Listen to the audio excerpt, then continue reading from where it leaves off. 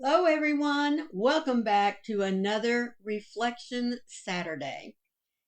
Last week, my very first episode, I introduced it by answering the question, why crochet?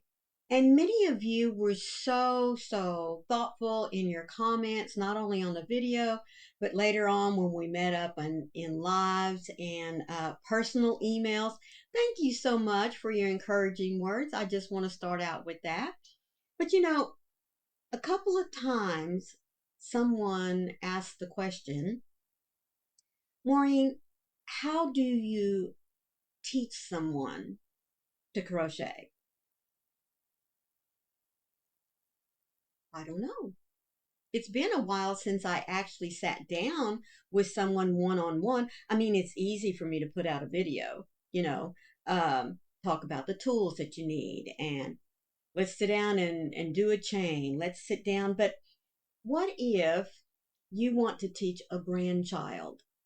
Or you want to teach your own child, or maybe the neighborhood kids, have seen you sitting on the porch, or they've seen some of the items that your kiddos wear, and they want to learn. How do you teach someone to crochet? Well, I'm going to offer to you a few tips if I was to start today fresh with especially a child. But folks, I would do this also with an adult. Now, just hang in there with me when you're going through this and you say, Maureen, I don't know if I do that with an adult. But, stick in there with me because there is a method to my madness. So before we get into me sharing with you how I would, in this day and age, teach someone how to crochet, let me say thank you for you stopping by here and seeing what my little reflection is all about. And all I ask from you is to be sure to hit that little like button. If it's your first time here, please consider hitting the subscribe button. Then look for the bell with those little hugs on the side because it'll let you know every time I upload some content. Okay, how would I teach someone to crochet? Now you're going to think this is a little silly, but I honestly think that these first couple of steps are extremely important. And if you hang in there with me, you'll understand why. The first thing that I would do is I would get a journal. Now, this is how I started every year when I was teaching in the public school system. When students would come in, and we're just getting ready to know each other, and before we get down to the nitty gritty of the curriculum, we would, excuse me, we would decorate a journal. Yes, I would tell them that they would need a journal before they came to class the next day. And then, of course, I would supply all the other items that they would need. So I'm going to suggest the same thing to you. Get a journal. Now, there are lots of journals out there. I always picked a composition book. In fact, even now today, folks, this is my little Bible that I keep. I mean, I buy them by I think they come in a box of 12 if you wanted to buy the whole little box that's sitting there on the shelf at Walmart, because I go through these like crazy.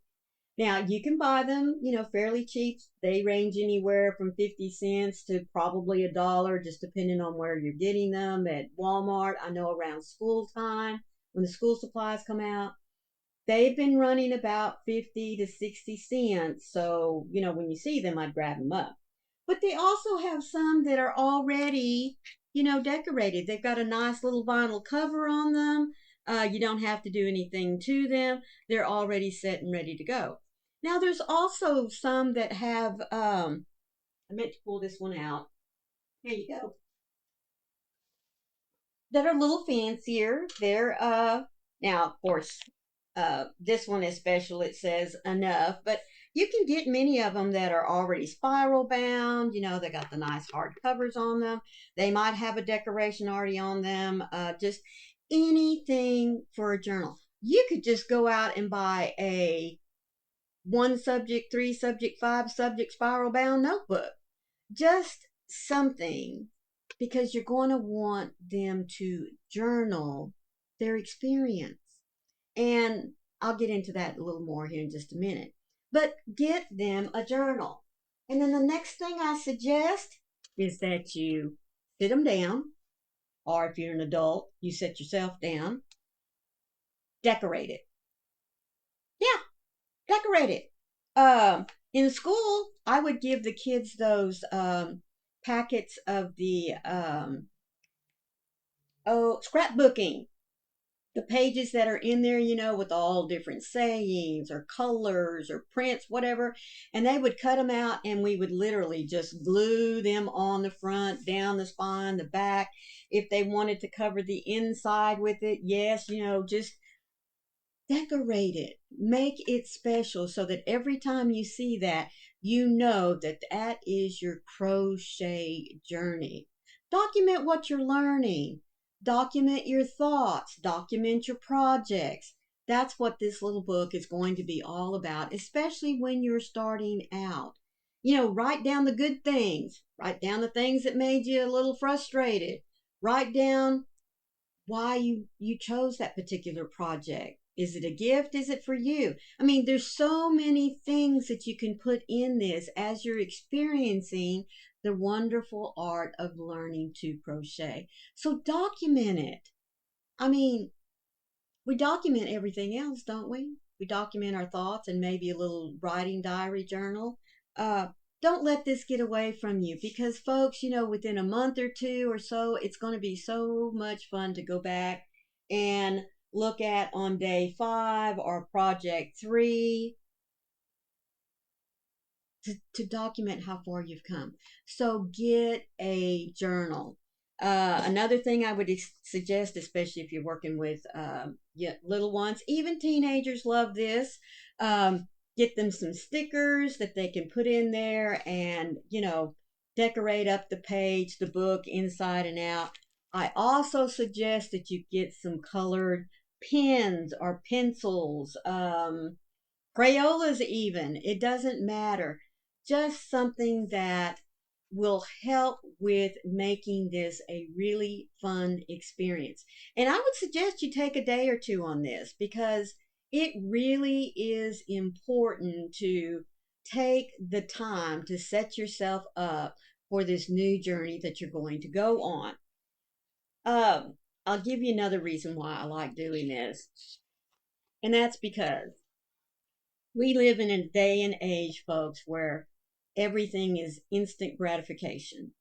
We want to do it right now. We want it to be perfect right now. And we don't take the time to actually feel the process. So, with beginning crocheters, and I'm going to say knitters or any craft, take the moment to set up a documentation of your journey, because it is really, really wonderful to see how far you've come, number one. And it's also nice to be able to share. It's easy for us to talk about our experiences, but when we have something that we can show, and especially to young ones that are just learning a new craft, it really does make the difference. It really does. And I'll tell you another thing it does, and this is coming from a teacher standpoint. When we engage our mind and our pencil down to paper, it helps the learning process. It truly does. And I believe that that's an art form that we tend to overlook or just skip by. So take the time. Get them a journal, spiral, whatever it is. Let them sit down, decorate it. And then the next thing I'd suggest that you do is that on that very first page, oh, let me get one. This one's already been written in, sorry. But on that very first page, well, this one has too. Oh my goodness. Well, I'm just going to skip over here to a clean page. There you go. We're going to pretend like this page isn't here. But on this very first page, have them write their name and maybe the date. And then somewhere on here, I want you to ask them, why do you want to learn crochet, to knit? to draw, whatever it is. But I'm going to be sticking with crochet, okay? But like I said, this is applicable to anyone that's getting ready to teach, especially an art form. So I would say, why do I want to crochet? Now, a lot of times for littles, it might be because it's pretty, or because mama does it, or grandma does it, daddy does it. It doesn't matter. Why do you want to crochet? And it can be just one little sentence. But ask them, write this down. Why do I want to crochet? And let them write it. And then if you want to, let them again go ahead and decorate up the little page and everything and be done with it. Now, I would also strongly suggest that in the first few weeks or months of them learning to crochet, if they want to go back and add another little statement, let them. Because as they're going through those first stages of learning, they pull out of themselves other reasons as why they want to learn to crochet. It may not be just because mama and daddy or whoever in the family or a friend does it. May not just be because it's pretty. It may be because they have an artistic strain in them that wants to come out, that wants to create. So encourage them as they're going through. You want to go back and write another statement as to why you want to crochet? You don't have to, but it's all right. Because it's very important, as I said, in the learning process, especially for children, teenagers.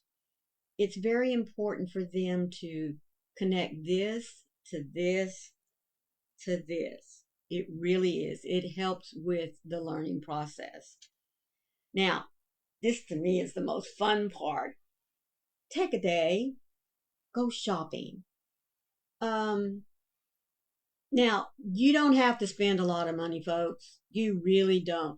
Many Dollar Trees have these items that I'm going to tell you that you need to get. But if at all possible, take them shopping and get them their first little set of tools and maybe something to put it in. But I'll talk about that too in here in just a minute. Get them their own hook. Now, Dollar Tree has great little hooks. Some of them are metal, some of them are plastic. I would suggest that you stay with the metal hooks like a boy or a Bates. Doesn't matter. Many times we tend to steer our students or the ones that we're teaching to crochet something that we're familiar with. When I was teaching my grandson to crochet, I just had it out here a minute ago so I could share it with you. There it is. I was a Bates girl, still am a Bates girl. That's what my grandmother taught me to crochet with. So that's what I got for Warren. I got him a Bates hook. And it was his. And I got him a size that I felt like would be easy for him to see his progress and to also see where, when we start talking about tension and how we want to set up our foundation rows and things, it was easier for him to see. I got him a J size hook. Now, again, if you prefer boy, that's fine. I would not spend a lot of money on, definitely wouldn't buy him furls right now. You can at all of the big box stores, Joann's, Hobby Lobby, Michael's, even at your local yarn store, if you happen to have one, they will sell hooks individually. You don't have to buy a full set. And I suggest that you don't buy a full set because they're just now learning, right? So you don't want to go out and spend a lot of money. But you can, like I said, go to Dollar Tree and get all these things that I suggested you get for them just starting out. So get them a hook, and I do suggest the size J. Also, get them a pair of scissors. Now, there are different sizes, and again, I wouldn't spend a lot of money. It just needs to be a pair of scissors that they understand is only for cutting yarn. They can't use it to cut paper or cardboard or anything like this. This is just for their yarn. And explain to them why. You don't want the scissors to get nicked or damaged because that's going to create havoc on your yarn. And we all know that. I mean, how many of us have just given those that come into our yarn room or go through our project bag looking for scissors and we give them that look of touch them and you die? Mm-hmm. So instill that in them as well. Get them a nice pair of scissors. But again, you don't have to spend a lot, $2, $3 at the most. And depending on where you go to get them, again, if you go to the dollar store, they'll have a nice pair of scissors there that they can get. And like I said, stress that it's only for their yarn. And they'll last until they're ready to, move up and get a little fancier. Another thing you're going to want to get is a tape measure. Now, this is a sticky subject for me. I know that we can, and I don't have it here with me. I have it over there with the project I was working on last night. Yes, it's okay to get those little retractable tape measures. And yes, it's okay to even get the tape measurers, like those of us that sew get that are wound up. Folded back and forth. If you can find them, the cloth measuring tape is the best starting out. And let me give you my argument as to why. When you are starting to teach them to crochet, it is very important that they get a feel and an understanding of, once they know what their tension is, you want them to be able to say that I know that using this hook and this yarn, I can crochet, let's say, 3 single crochets, and that's an inch. The cloth measuring tapes do not stretch. They don't. They don't have that give in them. Whereas the retractable tapes, over time, because of us pulling them in and out, they are going to stretch. Now, they may not stretch within the first year that you use them, but over time, they will give just a little bit. And I've seen some of them give almost as much as an eighth of an inch. Now, it may not sound a lot if you're just only going to measure 2 or 3 inches, but think about in 4 stitches or 10 stitches or 100 stitches, that 1/8 of an inch or 1/16 or 1/4 of an inch, it exponentially grows. It really does. So with starting out, if you can't find the cloth, then get the folded plastic measuring tape. Because as I said, it's going to become so important when they are learning for themselves through their tension and through the yarn that they're using and the hook size that they're using. It becomes easy for them to build up in their mind and in their journal. I know that with this yarn weight and with this hook, I can expect 3 single crochets to make an inch or 4 single crochets to make an inch. If I use an eye hook, it may be 4 or 5. It may be 2 or 3. You never know. But when you're looking at getting a measuring tape for someone that's just beginning, try to stay. Again, I know cost is going to be a factor, but try to stay away from the retractables. Spend just a couple of dollars, maybe more, and get those that are flat. Let's see. Oh, and of course, we have to have a skein of yarn. Now, at Dollar Tree, most of them carry just like, I think it's just Premier, just yarn, excuse me. It's put out by Premier. There's acrylic, there's cotton, there's tweed. I think that's all I've seen. Oh, and polyester. I would suggest getting just one or maybe 2 or 3 because, dollar store, going to be $1.25. Let them pick some colors. Now, of course, there's not a big selection there, so the colors are going to be limited. Or if you're going, to Walmart, or maybe you've got a five and dime at your locate where in and around where you live that carries some yarn, just get them one skein, but let them pick a happy color, something that they're going to be um, wanting to get to play with. That color is going to make them feel good. I would, however, steer them away from really dark colors like the blacks, the deep blues and purples. You want them to pick a color that they're going to be able to see their stitches. All right, then get them a happy bag. Now, it doesn't have to be anything big because really, this, even if you don't buy the skein, little pencil pouches are great for holding. There's scissors in their tape measure, their hook. Doesn't have to be anything big, or even a Ziploc baggie, folks. It's perfect. Put everything in there. Take your little book of stickers.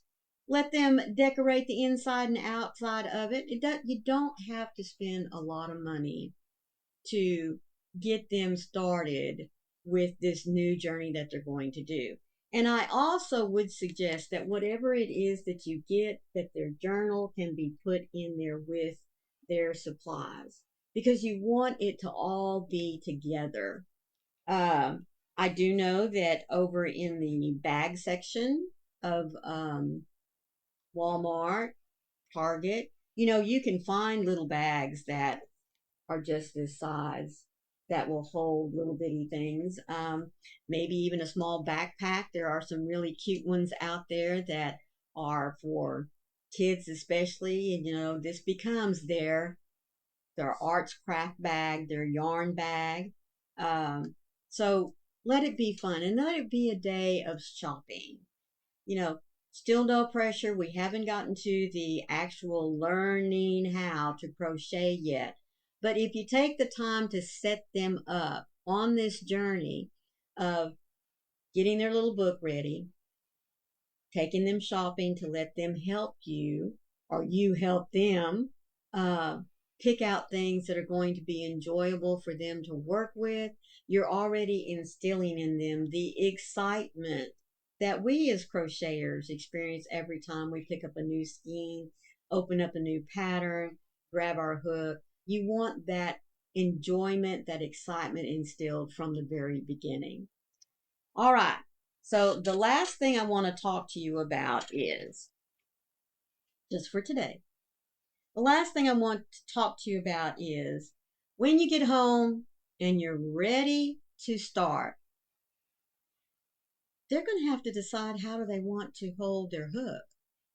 And really, I think that this is something that we overlook when we are teaching someone to crochet. Now, I know for me, with my daughter, my oldest daughter, and of course I've told y'all, you've heard my story. She's a lefty. So her grandmother had to show me and her both how she was going to learn to crochet by sitting her in a chair in front of me. And that's exactly how Heather learned, because at the time that she was learning to crochet, there was no internet, no YouTube videos. And so she learned to crochet like I did, holding the pencil, doing the pencil style. But over time, she found that for her, it was much more comfortable to become a pencil holder. Nothing wrong with that. But if you are teaching, I really do think that it is important that you allow them to decide for themselves. Do they like holding their hook like a pencil? Because I mean, if we know how to write, we are already in that mindset. We know that we like the feel, all right? But what if what if they find out later that there was another way that they could learn to crochet? There are tons of videos out there, folks, of the difference between the pencil, excuse me, the knife hold and the pencil hold. And I've already done some research for you, and I found a video that I will link down in the description box for you here where you can go and look at it. It's short, doesn't get into the crocheting aspect of it, but it does explain why some would prefer pencil over knife. Now, I will go ahead and give you a spoiler alert. She is a pencil style crocheter like myself, and she gives the reason why she's a pencil crocheter like myself, and she does give you the reason why she is a pencil crocheter. But the reason why I'm leaving her link down there for you is because she explains why many want choose one over the other, and she gives the pros and cons. So let them choose. Now, just like my daughter and just like my grandson, they wanted to do it exactly like I did. And you may not have, any fight or issue about that. And that is great. I just don't want you to set yourself up for later down the road. Well, you didn't tell me there was another way I could hold my hook. Because if you're raising kids, you know you're going to get that. So take just a few moments, let them see it, and take it from there. The last thing I'm going to touch on today is have fun. Let them enjoy this process of getting set up to learn how to crochet. You might think it's silly about the journaling part, but folks, take it from a teacher. When you take the time to set them up for success, for enjoyment, and for reflection, it can become a wonderful, wonderful craft that you can share with them and that they can take on whenever they move out on their own. Or maybe you're an adult and you're wanting to learn. Maybe you're an adult and you're looking for a friend to help you to learn. Take just a moment. Set yourself up for success and enjoyment. Document your journey. I guarantee you'll look back on this in a few weeks, months, even years, and you'll be able to see the progress that you have made. So I'm going to leave you there for that this week. Next week, we will touch on the topic of once we have the essentials, where do we go from there when we are teaching someone how to crochet, and asking them the question as well, why crochet? Thank you so much for being here. Let me remind you, please be sure and hit that like button. And if you're not a subscriber, why aren't you? Hit that subscribe button and then look for the notification bell that'll let you know every time I upload some content. So in the meantime, folks, please always remember, be the light out there in the darkness for someone today, because you never know. Could be your light they need to see. Once again, thank you for joining me, and I'll catch you next week, same time. Love you guys. Bye.